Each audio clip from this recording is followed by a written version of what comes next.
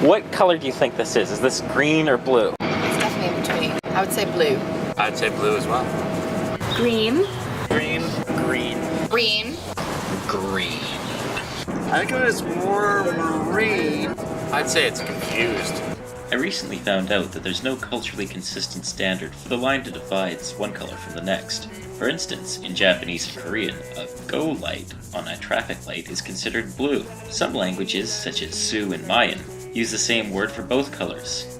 You can show people colors and ask them what they see, but then there's this whole problem with color naming. So it's impossible to know just by how someone names a color what they're actually experiencing. A study in the 1960s attempted to demonstrate that colors are integrated into language. However, that left them with a question. If your language doesn't have a color which distinguishes between blue and green, does that mean that people native to that language can't tell the difference between them? We can look at color discrimination, which takes the naming out of it. Classic experiment is to say, okay, here's a color. So memorize this color, and then you're shown two colors, and you have to say which one was the same or most similar to the first one. Regardless of the number of colors a language uses, there's something fundamentally the same about color perception across cultures. But then more recently, there's some evidence where at least a couple of cultures don't seem to behave that way. You can no longer say color perception is totally universal.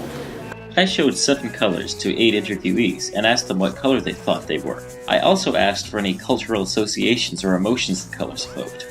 Interviewees unanimously got the obviously blue or green colors right, and the responses they gave to them were generally similar. Blue.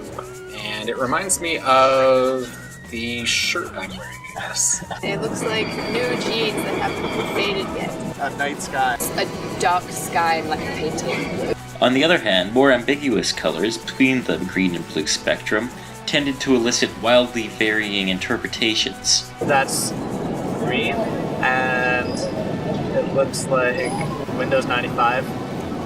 Sky blue on a really, really good day. Really?